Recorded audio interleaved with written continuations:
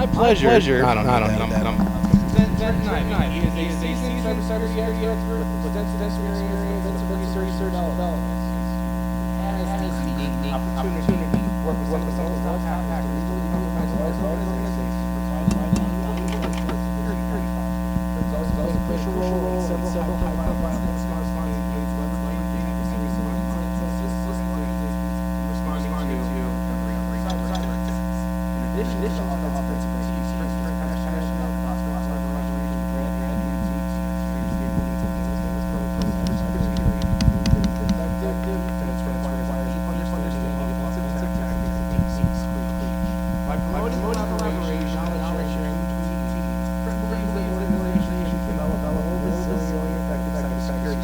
So most of you know him. Give a hand for Trenton Ivey.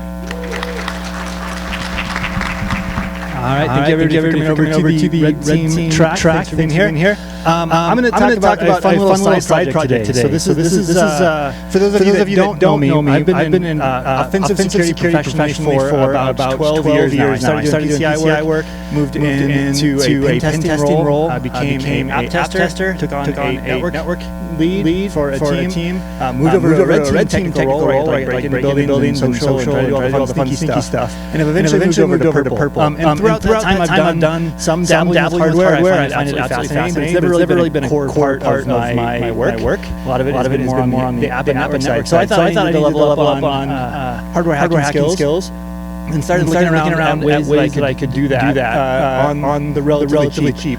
And so I thought this idea of using smart light bulbs as a target to look at. You can buy them for about $6. They're readily available. They have Bluetooth and Wi-Fi and all these extra capabilities. That seems like an easy way to start. So I picked that up early last year. And I'm going to give you what was originally going to be the last slide of my talk. Which is this. I hooked up to the light bulb with UART. If you don't know what that means, I'll explain in a few minutes. But plugged in, and this came up right away. Does anybody see anything interesting in that? Test password and test network. So I had plugged into this light bulb that I had synced to my test Wi-Fi network on my home network, fortunately. And immediately on boot, because the light bulb has to boot when it turns on, it printed out in clear text the wireless username and password for the network. Here you can see a little bit closer for those that are in the back.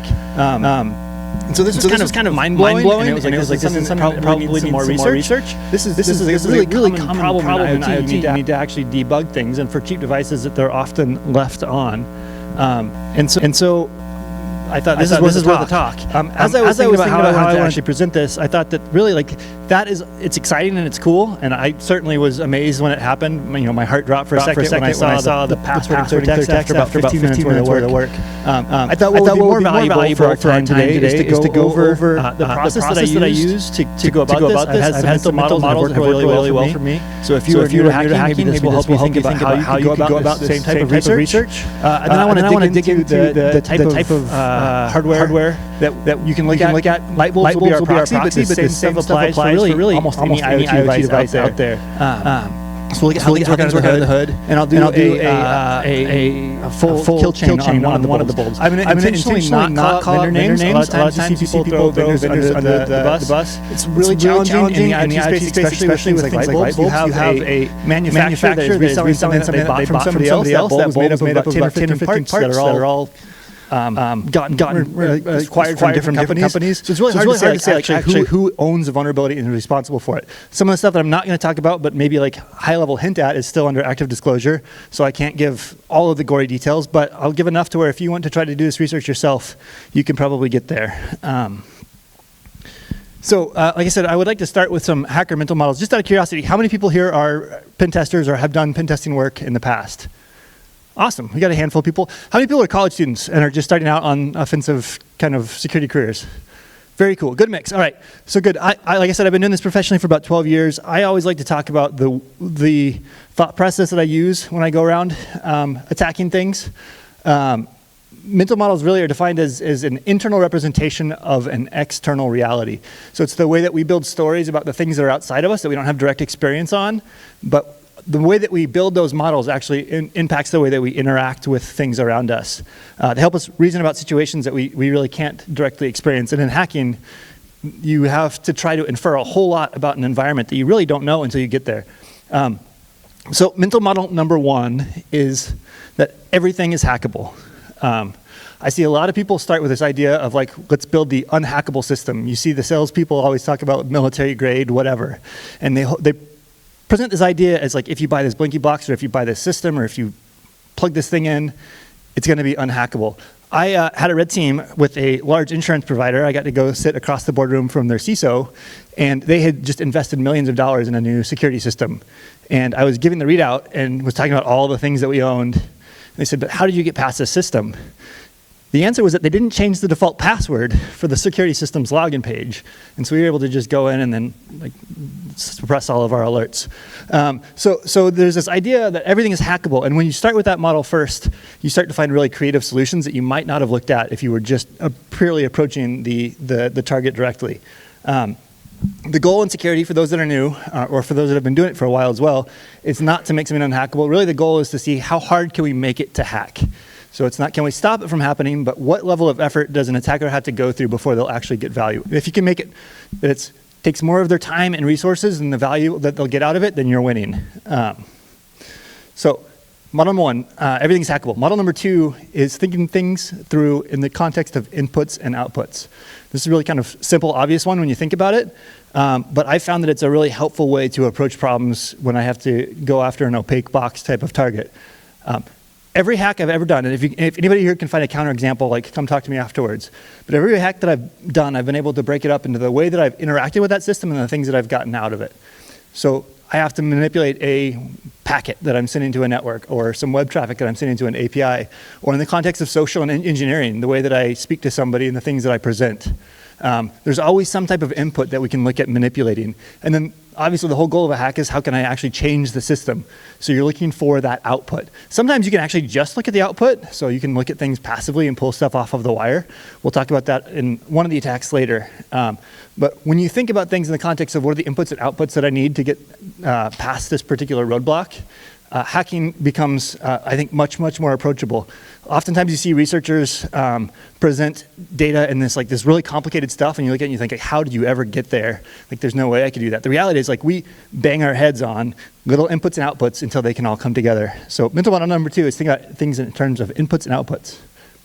Number three is attacks are graphs. There's a quote by Microsoft researcher John Lambert that says, defenders think in lists, attackers think in graphs. As long as this is true, attackers win.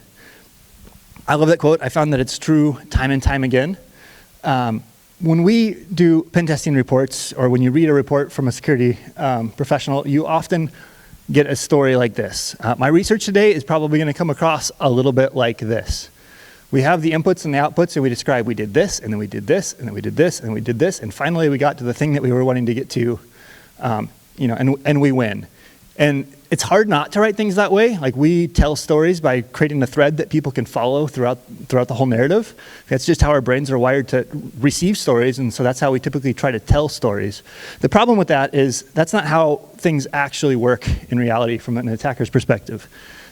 This is what an attack would look like in the context of all those little inputs and outputs. You have a lot of false starts. Things often don't work out like you want. Sometimes you have to have multiple inputs to move forward to the next stage. It's often really messy and complicated. And so while you can take the most simple path to show we started here and ended up here, that's rarely reality of the situation. I call this out for a couple of reasons. One, it's another way to be creative on how you approach and attack a system. But then two, as you're looking at some of this research or as others research, and you think, like, how could this ever happen? Or how could I ever do this? Or what could we do about it? Realize that there's always a graph behind the scenes. If you see a list, think of the graph that allowed that list to occur. And then final mental model I want to include, just to kind of get us started, is the OODA loop. I absolutely love this one. I talk about it every chance I get. It was created by a aircraft pilot by the name of John Boyd. He got the title of 40-second Boyd because he could start in a position of a disadvantage in dogfights, and within 40 seconds, he was found to be able to win every single time. As he progressed in his career, he started thinking about, like, how can we measure who's most likely to win in any given adversarial situation? And a lot of the more traditional thinkers in the military were looking at, like, faster jets or better guns or all of these kind of mechanical things. And he took it from a different approach. He started thinking, what is the mindset of the pilot in this conflict? And he found that things like being able to observe the environment better by having bigger, better windows actually had a statistical significance in the chance that they would win in a given confrontation. And so he came up with this model of how pilots would think and started to apply that to all sorts of different military strategy. And it really works in all sorts of domains. But the gist of it is that when we have a new situation, we first start by observing. We have to see what's going on around us. We then have to try to think about how can we orient to that? What does that actually mean for the situation? Once you have that, then you can decide what you actually want to do about it, and there is a time that it takes to decide. And then after you made that decision, you actually have to go do and act on that decision. And his analysis was the one that can go through that loop the fastest wins. Why I call this out in the context of hacking, especially, is because as you're traversing the graph and you're thinking about the differences between a red team and a blue team, really the question comes down to who can traverse the graph the fastest. And every traversal needs at least one round of this OODA loop. And so as you're thinking about how to attack or how to defend, think about ways that you can interact with this cycle. So hopefully that's helpful, at least a little bit of background for people that are new to testing and security and ways that I've thought about things that have been helpful to me. So we'll move on to light bulbs, which is the topic of this session. And I want to begin with some attack surface analysis. So if you look at the CVSS score, which you use to measure the severity of different vulnerabilities, they come up with a couple of different categories. The first is physical access. So there is the possibility of actually getting a hold of a bulb for an attack. Now, when you think about attack surface analysis, there's two categories you can break things up into. One is the actual exploit development phase. It's really easy for me to get a hold of a light bulb and use it to try and do exploit development. The second is the attack phase, right? It might be a lot harder for me to attack that light bulb way up there as somebody that is across the globe, right? So there's different layers in the way that you could approach your attack surface analysis. As a defender, it's really important to think about the physical access that an attacker can have independent of anything you're trying to protect. In this case, I've got a bulb, and they probably didn't model me having physical access to the bulb during the research and development phase. Next is local access. So this is where a system will expose services. You actually have to log in and get access to it. You would think that that wouldn't be really applicable to a light bulb, like how many bulbs have like SSH open. The reality is that there's a lot of other services that are exposed that you could actually get to get on the bulb and interact with it in some ways, and I'll show some of that in a bit. So that is the next kind of level of attack surface modeling. Next is an adjacent network. So I'm on the same network as the light bulb. So the wireless network that it's connected to, I can connect to. And then the last one is some other network that can see it, but not directly. And so we'll look at some attacks from that as well. So thinking about a light bulb here, we've got a good crew. What are some of the attack surface, like if I were to tell you to attack this, what would you guys look at? What's some of the surface that you would want to explore? Bluetooth, good. Just Bluetooth? Come on. NFC, okay, yep. Wi-Fi. Anybody else? Those are all great. Oh, I didn't think anybody was going to call that, but that's 100% right. So he said fuzzing with the power, right? This has an input that I as an attacker can manipulate, right? Power. Nobody really thinks of power as being a thing that you can play with to get an unintended outcome, but yes, 100% right.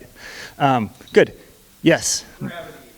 Monster, yes, you could totally break it by throwing it. Some of these LED ones are actually pretty sturdy. They hold up much better than some of the glass ones, but yeah, totally. Good, all right, so we had a lot of those, I think. Wi-Fi, Bluetooth, Zigbee, Z-Wave are some of the more popular ones, but there are others. NFC, I don't think I've seen any bulbs with that, but I would not be surprised. That would be really, really cool to play with.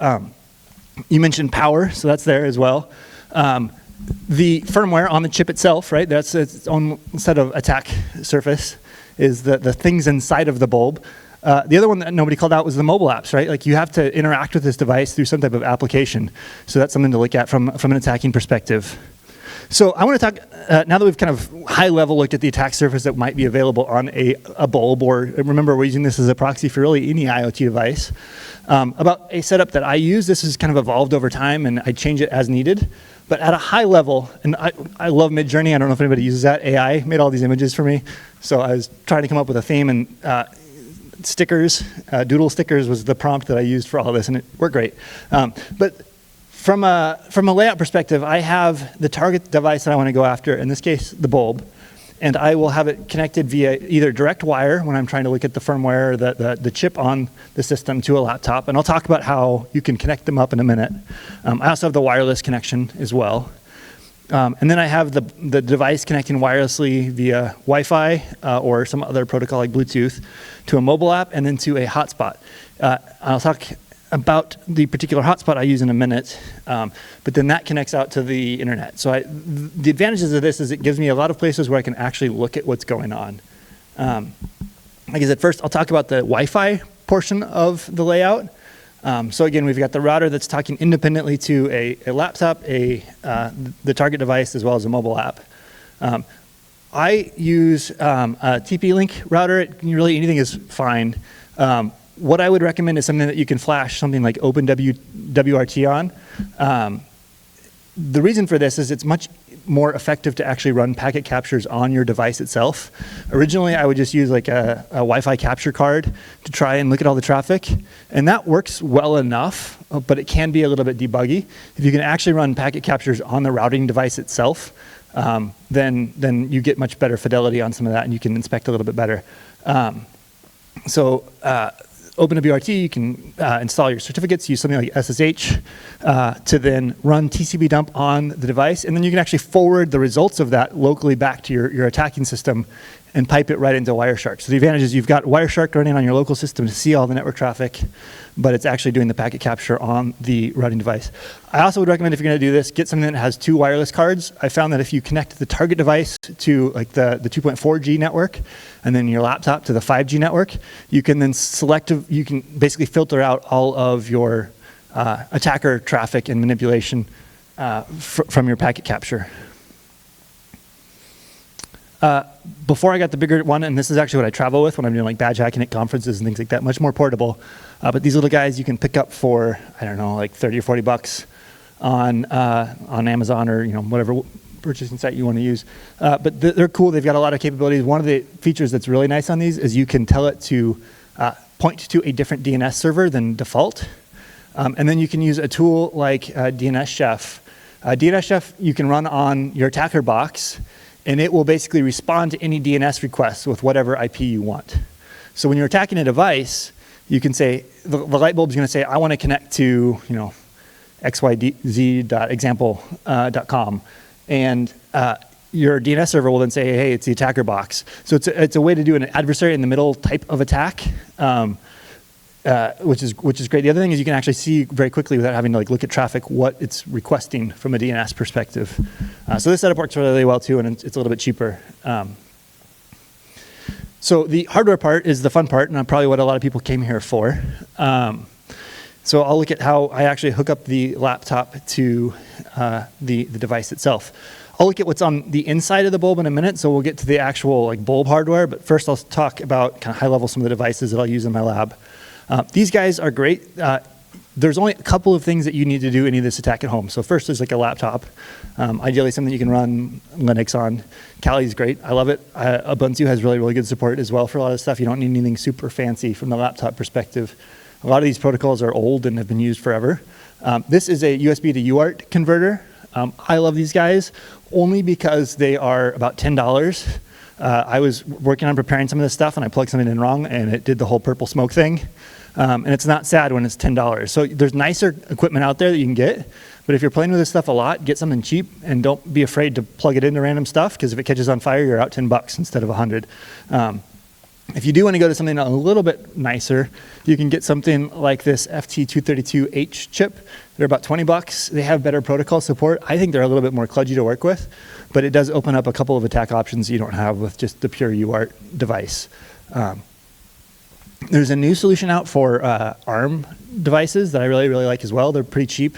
I think you can get them for like $12 from certain places, but you have to usually do shipping independently. But this is the Raspberry Pi debugger, which works great for anything that's ARM related.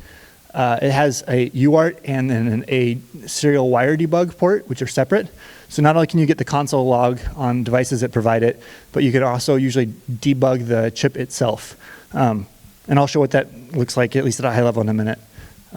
And then, so you could pick any one of those prior devices, right? Basically, you need something that can talk USB to UART. So worst case, 10, 12 bucks, and you can get started. The next one is obviously a bunch of wires. You can buy these. These are DuPont. You can use anything really that you have that's the right gauge wire. I found that these work really, really great because you can cut them in half and then you can like mix and match things. You'll see some pictures of how I've done that earlier. It's a little bit more expensive than just having a roll of wire, but it saves a bunch of time in terms of wiring things up if you have to like put research on pause and come back later. So I use this for most of my reverse engineering, at least for the bigger devices. And then the final thing that you need is a soldering iron. This is a soldering station. They're about 50 bucks online for a digital one like this. If you notice, can you see the brand on this? It's Radio Shack, and they've been out of business for like, I don't know how long now. The nice thing is you get a good soldering iron. I think I've had this for like 12, 13 years. You have to replace the tips occasionally, but like at the end of the day, it's just like wires that get hot when you plug it in. So they last for a long time if you take care of them. So good piece of kit to have and add. There's a couple other things in the picture. There's a copper braid that you can use to clean off the solder that I found is a lot easier than trying to get like the wet sponge. And it does just about as good of a job. I also have, if you're doing a ton of soldering, I've got a little fan up there that will suck in the fumes. I forget to use it all the time, and I seem to be doing okay now most days. So but if you have extra time and money, that's not a bad thing to add as well. If you travel a lot, like for badge hacking and conferences and stuff, this is a great option. It's a TS100. They're a little bit more expensive. They're about like 80 bucks or so online, but they're really portable. They work great. And so, like if you go to like the car hacking village at DEF CON here, this is what everybody was using. So none of this stuff you need to get started with this, but it's nice to have, right? Next up is a good multimeter. On the left, again, brand. Radio Shack, you get a good one of these, you take care of it, it'll last forever. I've had this one for over 10 years and it does everything I need. You can get them for as cheap as like $12 or $13 online for a really basic digital one, and even cheaper if you want to go analog. There's really only a couple things that I use for most of my projects. The one setting that I use by far the most is continuity mode. And effectively what it's doing is it's saying, are the two probes touching each other? And it'll make a beeping sound if they do come into contact. Why that's useful is you can put one probe on, like, say, your ground, and then you can start moving around with the other probe, and anytime you touch another ground, you'll hear a beep. Or let's say that you want to trace a data line. You have your chip, you can put one probe on the line that's coming out of the chip, and then you can move the other probe around until you hear a beep, and then you know where that line goes to. So it's great for tracing things and super helpful for reverse engineering of a board. Things like resistance and capacitance and all that is useful if you're trying to like debug something you're building. I find that I don't use them nearly as much for reversing. On the right is a portable oscilloscope. Oscilloscopes are great. Certainly not necessary. Don't feel like you can't get started in hardware hacking because you don't have an oscilloscope. Like that seems like, I've talked to a lot of people and they're like, I just don't have an oscilloscope, I don't have the money or the time to do that. You absolutely don't need one of those to get started. They are useful though if you get weird protocols or like non-standard stuff, you can actually like pause signals and look at them. You can get them portable, you can get them for the desk. Good to have. The last kind of electrical piece of items that I'm going to talk about is a power supply. Some of the bulbs that I found, like the really cheap ones, when you plug in your UART to the bulb, it'll actually draw a whole bunch of power, causing the UART adapter to temporarily like go offline. It'll just temporarily shut off. But I use VMs for all of my testing, and so it causes it to disconnect just long enough to have it detach from the VM, which means that I have to then reattach it. And sometimes you want to be able to look at what's happening right away, like when it first starts booting. And so I found that if you actually use something like this, you can wire it up so that it has extra juice, and I'll show how I do that in a minute. But this is great if you find some of those weird situations. Again, not needed for most of them, but it's a good thing to have around. I am like basically blind without my glasses, so this is another piece of equipment that I would recommend. I've got a big giant microscope. It's like one of the stereo ones that you can use to like get way in there and see the devices while you're using them live. I use this way, way, way more often. You look super cool in them, which is a big plus. And they work really, really well. Not expensive either. And then the last piece of things that I'd like to talk about to get started, spudger kit. You can get away with like a razor blade or whatever else, but they actually sell devices that are built specifically for opening up plastic casing or hardware. And these are really, really helpful. It saves a bunch of time on trying to like get into stuff, and especially if you want to like reassemble it. I'll talk about some attacks where you might want to like take it apart, but then still be able to put it back together afterwards later. So those are useful for that. Next is kind of the wireless connections. So we've talked about all the different ways that we can hook up to the bulb once we've torn it apart. The wireless connections, there's all sorts of options. There's really no like single answer here. It depends on the protocol, whether it's Z-Wave or wireless or Zigbee or Bluetooth or Bluetooth Low Energy. So there's a whole bunch of stuff. Mileage will vary. A lot of times people will try to go the SDR route. SDR can do like all of that, but it is a huge amount of work to get it to actually give you the data that you need in a way that you can interact. So my recommendation is, if you're going to look at the wireless protocol, start with a purpose-built device to inspect that. A lot of the attacks that I'm actually coming up with don't use these. There certainly are some, but you don't need these to get started. All right, so we've kind of looked at the hardware that we need to get started. We've looked at the attack surface that we think we might be going after. From a red team perspective, when we used to run 2 or 3 week long engagements against a target, we would probably spend 30 to 60% of our time on recon, which is surprising to a lot of people that haven't done testing before. Like you think like, you drink your Red Bull and you get down and you start like breaking in and hacking into stuff day one. And that's not the reality. The reality is like we're looking at LinkedIn profiles to see what type of security devices might they have, what type of devices have they been configuring, what's in the news lately, who's who in the organization.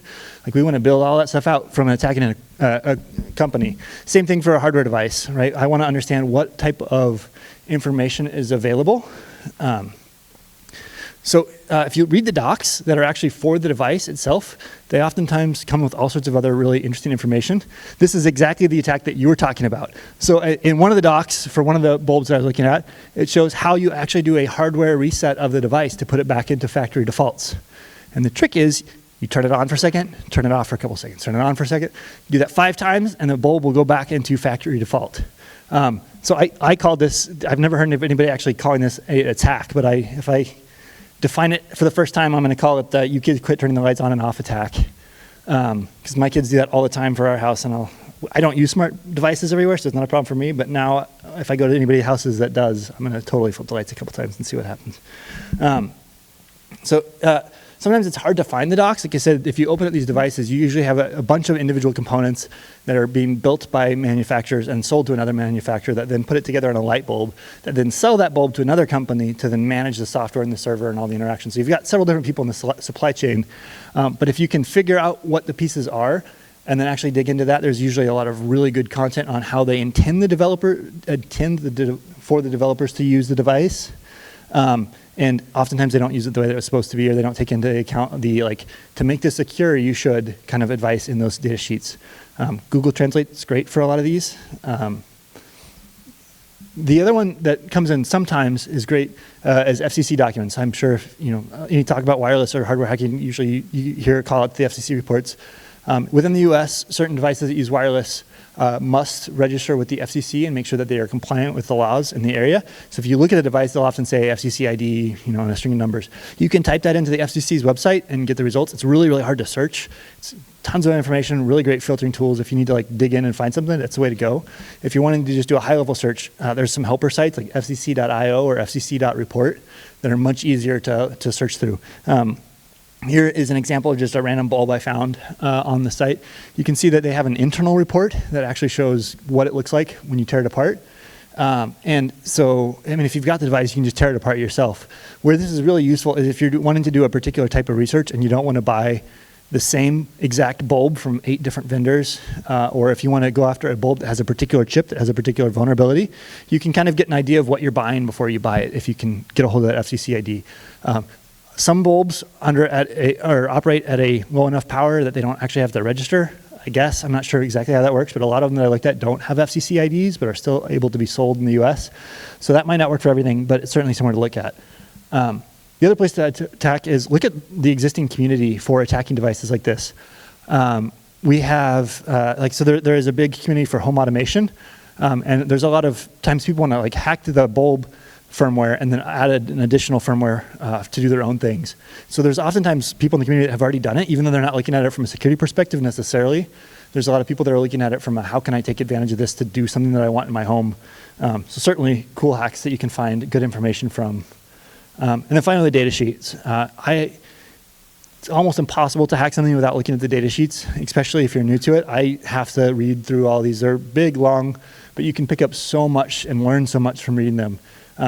So if you just search the name of the chip and then data sheet on Google, sometimes I'll use like file type :PDF to make sure that I'm getting a document instead of a page, but that'll give you all sorts of really great information. I didn't show how to know what type of chips to look for or how to search. We'll get to that in a minute. So moving on to the hardware, I want to show what it looks like when we tear apart a bulb. Before I do this, obviously caveat, I actually shocked myself really bad last night while I was putting some of this stuff together. Be really careful. Don't ever test a bulb while it's on live mains. Like you don't want it plugged into the wall while you're like probing it and doing stuff. The other thing, and this is how I shocked myself, is a lot of the cheap ones have really, really bad capacitors that will not like hold a whole lot of power, but some of the really higher end ones actually can hold a lot of juice even after they've been unplugged. And that's what I did, is I was like reaching in to like take something out after I had unplugged it, and it still had a lot of like leftover energy in one of the capacitors, and it gave me a good little fright. So just be careful, use common sense. I've got a pair of like electrician's gloves when I'm doing something that like I know is kind of sketch. So like you should probably not even do that, but if you're gonna do it, take extra precautions.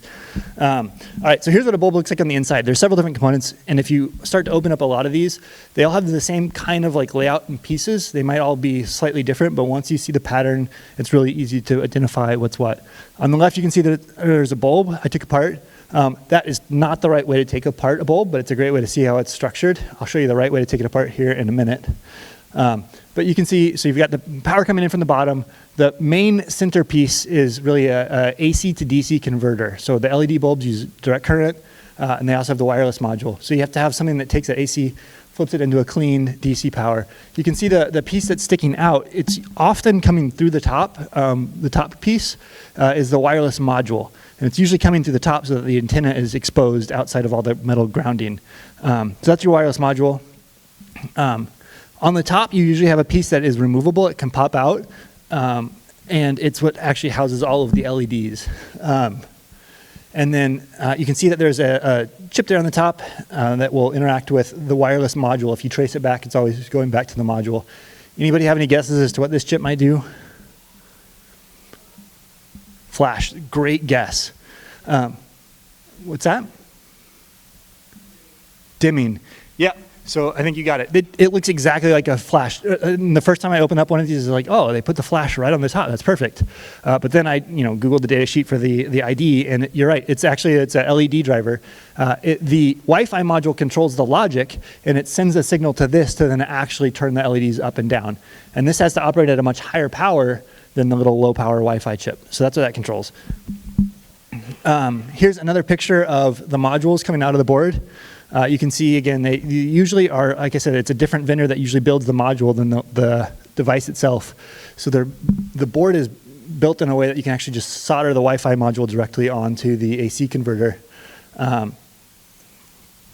Here's a close-up of what that looks like. Again, you can see the chip ID. In this case, the thing that you would want to search for is that BL602. And then that L2Q usually gives you some more information about how much storage does it have, what else might you find. A lot of the old devices use the class of chips called ESP. So there's an ESP8226, like really cheap, like Wi-Fi module devices. The more expensive one is ESP32. Those are great. There's a ton of community tools around attacking them. A lot of the vendors more recently have tried to go to cheaper knockoffs or other alternatives that they can get at a reduced cost. And there's not as much information about how to reverse those, I'll go over how to do some of that.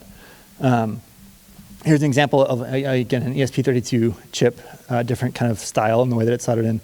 This one is interesting because they had it all in one unit. This is a more expensive bulb. You can tell that there's not a whole bunch of different components. That's a nice, expensive bulb versus this is what was inside of one of the cheaper ones that I found. So totally difference in quality, but effectively it's all the same pieces, right? When I was trying to remove the ESP32 module with a heat gun. I accidentally overheated one of them, and the metal casing fell off. And I just thought this was cool, and I should include in the picture.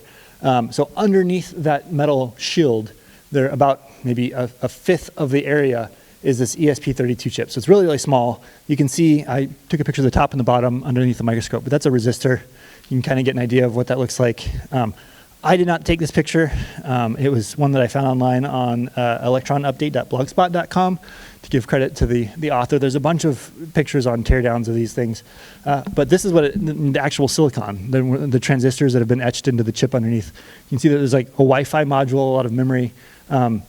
We're not going to get into all of that, but if you want a book so that you can actually understand how all that stuff works, I highly recommend But How Do It Know. It really accessible, relatively short, and it will take you all the way from how does a transistor work all the way up to how does an early computer work. It's a great resource there. So here is the back of one of the bulbs. Anything stand out from an attacker perspective on that one? UART pins, yeah, exactly. So if you can see here, we've got 4 different pins. I started soldering on the one of them, so it's a little bit of a mess. You can see we've got 3.3 volts, which is power in. We've got a ground on the other side, so we have kind of common reference. And then you've got a TX and an RX. So when you see TX and RX, that's usually a good signal that you've got a UART type of connection. And I'll talk about UART a little bit more in a minute. One of the things I noticed is that a lot of the pins that you need to actually debug these and get firmware dumps are on the back of the module. So once they've actually mounted it into the bulb, you can't access some of the pins that you need, at least in a way that you can easily solder onto. You could use a probe station or something to get into it, but it's oftentimes easier to just remove the chip from the board, and then you can get access to the back. Here you can kind of see where the solder points where it's rotated, but that's where they matched up. Why is that not moving? All right, there we go. Here's again just another picture of a whole bunch of different modules. Many of them are conveniently labeled. If they're not, I didn't run into any that weren't, which is great after as many bulbs as I looked at. But if you ever do find yourself in a situation where you've got a chip that's not labeled, you can again use that probe to look at the data sheet from the chip and then probe it down to the individual outputs. So from the connection on the computer, here's that UART connector that we talked about earlier. Again, plugged into the TX-RX plus and ground lines. One thing with UART that a lot of people mess up when they first start doing with it or playing with this stuff is transmit will always have to go to receive on the different devices. So you don't connect transmit to transmit and receive to receive. It seems like that'd be the logical way to hook them up, but you always gotta switch them. I have occasionally though seen that they have been labeled wrong on some devices. So if you're trying it and it doesn't work, maybe try to actually go back to the wrong way of TX to TX and RX to RX, but in general, that's how you want to hook it up. Here's an example of me hooking it up to the power station. So the 2 alligator clips there are going to that power station with the 3.3 volts out. As like most important thing is that you have a common ground line between them, and then you can power the module off of your power supply, and you just remove the power output entirely from your device, and that'll allow you to have extra power on your module and still access it with UART. If you plan on doing this a lot, I wouldn't do this for initial research, but if you are wanting to turn a device into what I'm calling a drop bulb, there's a series of attacks where you can actually reprogram the firmware and then use it as a drop box or a malicious device that you install into a network. You might want to come up with some custom type probe. All right, so quickly, a couple protocols. I mentioned UART several times now. I would recommend going to SparkFun. They've got a great write-up on serial and parallel protocols. But effectively, UART is trying to take a bunch of data from a bus and convert it down to just 2 lines. Here's a block diagram that they used. It's actually on Wikimedia, but you can see that there is these 2 transmit-receive lines that come in and out of the device, and there's a shift register, which is effectively holding a 1 or a 0 or pieces of data. I guess sometimes it's a byte. And every time that the clock cycles, it will move the data in the transmit registers into the shift registers that are in the TX and RX line. So effectively, you've got this clock cycle that's going up and down and up and down and up and down, and every time that changes, the data on the line will change. The key thing with UART is that the clock is internal to the device, which means that there's no clock signal on the lines. So you have to actually guess at the rate that it is being transferred. So if you are trying to do UART, It'll ask you what's the baud rate, and that's where you type in the numbers like 9600 or 11,520. There's a bunch of standard ones you can look up, just Google them or just guess. And if you get it wrong, it'll be a bunch of junk. If you get it right, you'll actually see clear text. Here's a kind of close-up of what the protocol looks like. Again, you can see that there is this internal clock that's moving back and forth, and then your signal, either the TX or the RX line, will go high and low. And every time that the clock goes low, it'll sample your signal and decide whether it's a 1 or 0. So that's kind of UART under the hood. The other one, like we said, the module that sits on top and actually controls the LED will use something like I2C usually, or sometimes you'll see SPI or other protocols, but I2C is one of the most common. It's the same kind of idea. It's actually slower, and it's 2 wires, but you can only send one at a time. And so it's got a clock that's actually sent as one of the wires. So if you're looking at something under an oscilloscope and you see a very clear clock, there's a good chance it could be something like I2C. All right, let's see, how are we doing on time? We've got about 20 minutes left. All right, I'm gonna try to do this. We're gonna see, I like to do live demos. So let's hope I don't hurt myself too bad here. All right, is that? All right, I have opened up a ton of these bulbs the wrong way, and then I was watching some video, and it wasn't helpful, and I was about ready to skip away, and then they're like, so let's open the bulb, and they did it entirely different, and it was totally the right way, and I've been doing it this other way ever since.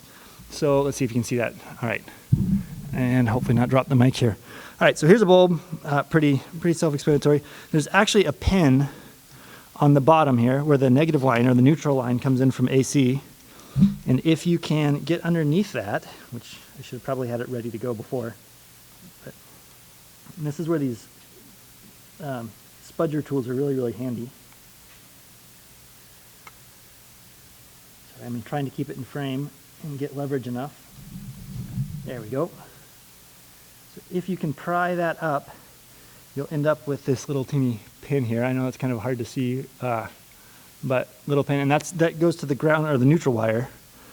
And then the next step is to take this bottom part off, and just a pair of like good pliers, channel locks, something will do it. You don't want to over squeeze if you ever want to like put it back together. So you kind of want to be gentle, and it will just twist off. If you bend it a little bit, you can kind of usually get it back. I don't know a world in which like you'd have to do forensics on a bulb, but that's one good place to see if it's actually ever been tampered with. And then the top, usually, you can just pop off by hand. If not, again, spudger tool should give you the ability to get in there and pop it off. There we go. And you can see we've got our top. There's usually this like some of them they use to help protect and seal the top together, and that usually just peels off. I'm gonna try to like not make a mess on the stage here. Whoop, sorry, hopefully you guys can hear me too, the microphones. There we go. All right, so we'll peel some of that off and see if we can get under the inside here. I'm not doing a very delicate job because we're live on stage and we don't have a ton of time. I'm gonna actually just pry it and see if we can get it this way. The other thing that you can use to make this a little bit easier if you've got one is a heat gun. That will help melt some of that. It's kind of got a hot glue kind of consistency.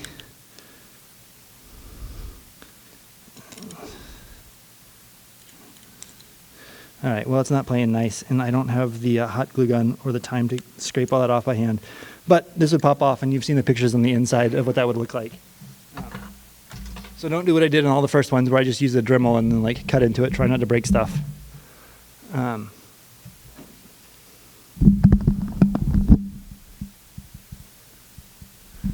All right. So we've looked at the hardware and how we get into the bulb, how we actually plug into it, how we get access to that UART console. I'm going to talk a little bit about what to do next. So one of the first things that I like to do, even before I sync the bulb to the Wi-Fi network or to my device so that it's just clear vanilla firmware, is to do a firmware dump. So like I said, one of the most common chips you'll find is an ESP, especially on some of the older devices or the more expensive devices. There's a tool called ESP tool that will help you do the firmware dump. Here we are using the ESP tool to point to our UART device. In this case, you actually, it's going to assume the baud rate, so you don't have to type it in. Sometimes you have to provide it. We're asking it for the chip ID and the flash ID. Under the flash ID, one of the things to look at is that it's 4 megs in size. So you have different internal memory sizes for different chips. You can also check the security features. It showed that it was not encrypted. A lot of vendors can flip a fuse that once it's programmed and there's an encryption key, they can make it so that you can't actually access all this stuff, but I've yet to see a bulb where they have done that well. It's just extra work on the production line. So you don't see vendors add those security features even though they are available. And then finally, you can just do a dump of it. I'm going to run strings, which is a command that just shows any text. And here you can see we've got a bunch of strings straight from the bulb. So it's really that easy. Like firmware dump, like you hear about hackers, like, oh yeah, dump the firmware. Like for a long time, that was like super magical. But like you solder up your RX TX lines, add it to the UART device, and then use something like ESP tool to do the dump. Under the hood, it's doing a lot of really magical stuff. So the people that developed those tools did a lot of really great work. Especially on chips that are new and that aren't really well documented. There is a lot of really good research that goes into making that happen. But if the tool is available, it's really not a hard thing to do. Here's the one that's available for the BK7231 devices. So again, sorry, I should have given my GitHub page. I guess you can see it. If you have questions on any of these tools, ask me afterwards. I'll show this video as well, though. It's the same kind of thing. It looks a little bit different, but effectively you're asking it to read flash. You're giving it the device ID of the UART that you plugged in and have wired up, and you tell it the name of the file that you want to have come out. In this case, you can see it's actually reading page by page. One of the things that I found is that some of the devices you can actually set the UART speed that you write at. The slower you write, the more likely you're going to get a good read, but it can sometimes just take a really long time. So like start it, walk away, go make some coffee, get a drink, do whatever, come back, because this can be a long process. And if it's going slow, or sometimes if it doesn't have output and it looks like it's just hung, just wait for it and see what. So the other device that I've seen a lot of is the BL602. That was one of the chips that you saw from the close-up of one of the earlier photos. There is BL602 tools on GitHub. That works great. I'm not going to show a video of that one, but it's effectively the same thing. There's another one called BL Flash. This is one that I found. It looks like it's a little bit less maintained, but it seems like it worked better from my use cases, but mileage may vary. But again, here's an example of dumping the firmware. In this case, you can see that I actually had to specify the baud rate. They are using, and this took me a little while to figure out, this is not a standard baud rate. If you look at the numbers, they are like a multiple of 10, which you never really see in any of the baud rates. And so sometimes you'll have to debug. And the way that you can do that is you can use a tool like Minicom or Picocom to actually look at the raw output on the UART. And if you're getting a whole bunch of junk, then you know that you haven't gotten the right baud rate. So again, a lot of it's just trial and error. Remember that graph. It's going back and forward until you get it to work. I'm not going to go over JTAG or SWD today. I haven't really had to use these for any of the bulb research that I've done. A lot of IoT devices will use ARM chips now, and you can get a debugger that will actually allow you to pause the CPU execution and inspect memory live while it's running. So if you get a lot of the DEF CON badges and stuff use the Teensy this year. Or I'm sorry, not Teensy, but the MicroPython Raspberry Pi boards. And you can debug with this and hack past all of the bug challenges by just doing a firmware dump through SWD if they didn't actually protect it, which some of them did, some of them didn't. And then finally, I've never used this on a bulb, but if the flash is external, so somebody called out flash chip on the top, which was a great guess. So there's a tool called Flash ROM. You can use one of these little plugs to make it easier, or you can just solder it up directly. But you can do a firmware dump with Flash ROM, same kind of process. And then finally, once you get the firmware, there's a couple things I always do with it. The strings command is great to verify that you actually have output. There's almost always some level of text in firmware. I've yet to find one that wasn't encrypted. I found some, you run strings, and if you don't get anything, there's a chance that they may be encrypted or have some encoding, and that means you just have more research to do. But most of the time, you run strings and it'll come out right away. The next tool that I'll use is something like binwalk. It'll actually look through the device and then figure out where what the partitions look like. Let's see, how are we doing on time? We've got about 2 minutes left. All right, cool. All right, so I'm going to move quickly here. We've got, so there's tools like APK Mirror. It's a site you can download Android APKs from directly. If you pull down the APK from the mobile device, you can actually use something like AP Tool to inspect the firmware. There's a lot of code. Here's an example of it dumping a bunch of really sensitive device in the phone, like GPS location. You can register what floor it's on. It can give you the state of the light bulb, all of that stuff. And here's a packet capture of it going over the wire. I blurred it because it's got all my device info in it. But you can verify that it's actually sending all that stuff over the network. And then you can find hard-coded strings in the firmware and the application itself. I'm going to do one. I know I've only got like 2 minutes left, so I'm going to go through this quickly, but I'm going to give an example of a final attack, just as kind of an end-to-end demo. So in this attack, sorry, it's kind of hard to see on the screen there. I should probably made it a little bit bigger. But looking at the boot log, again, like I showed in the first example, I saw credentials, but it wasn't for, so I saw the factory credentials, but then I also thought I was trying to make a connection to a remote server using a message queue protocol, MQTT. And so here's the example of it trying to connect to the device. It actually outputs a MD5 password hash, which was certainly interesting. I couldn't crack it, even though I spent a little bit of time working on it. And you can see that it's trying to connect to an MQTTS, which means it's encrypted.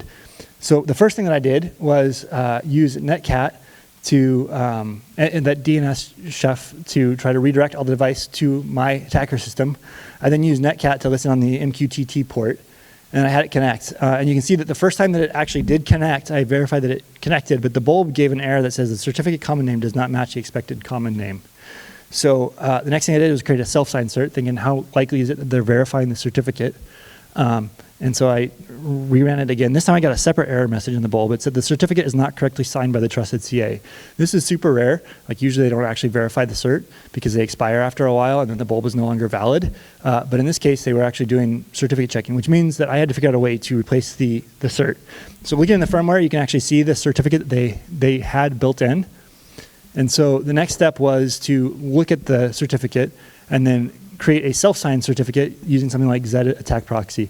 That'll actually generate a cert. In this case, it was too big, so I had to use OpenSSL to create a smaller cert, but was able to dump that out and then replace it in the firmware. Next, I used a tool for the ESP chip called OTA tool. A bunch of Googling helped me figure out that that was the one that I needed to use. I uploaded it, and it said that the firmware checksum was invalid. So they're actually checking a hash of the firmware. But the hash that they're checking is actually in the firmware package itself. So the next step was to validate and find what the correct checksum was. And there's another tool called ESP tool that will show me the checksum is B4, and it'll have the validation hash. So I patched that and then got the valid result in hash, and was finally able to upload it. And then here, when it connected back for the third time, you can see that it actually dumped out the MQTT creds. And using those creds, then you could connect to the MQTT server as the light bulb and see what it was doing behind the scenes. It's kind of cool getting encrypted creds by kind of just screwing with the firmware and seeing what it does over the wire. A couple other fun things that I'll end with. So if you, on one of the bulbs, I found that they had exposed the @ commands for the wireless modem. So if you connected unauthenticated to port 48,899, 48899, it over UDP, mind you. So you're not going to find this with something like Nmap, but I observed this in the Wireshark traffic. You can send it @ commands in the modem, and one of the commands that you can send is it'll actually give you the clear text password, username and password for the, or SSID and password for the wireless network. So if you're on a network but you don't know the Wi-Fi credential and one of these bulbs is attached, you can actually pull back the credentials using something like this. One of the other ones I found is that you can unauthenticated control the lights on some of them. They expose a TCP service that's not authenticated. The app makes you think that you have to authenticate it, and that's just because they want to be able to have your mobile device associated with the bulb so that they can send information back. But you can actually hit the bulb directly with your own tool. I found one that worked really well is for some of the bulbs that I looked at was the Zengi light control tool, even though none of the bulbs were that brand. So I think try this out, even if it's not the right brand, maybe you'll get some work. I think we're at time. I think I may be 2 minutes over. So I'll keep the conclusion short. There's a lot of challenges with device security. There's a lot of security flaws. I'm not going to say that you shouldn't use these devices. There's certainly things that you should want to risk model on your own. If you have any questions afterwards, feel free to come up and talk to me. I'd be glad to answer them, but I don't want to keep people here longer in case you want to get to some of the other talks. So that's all. Thank you.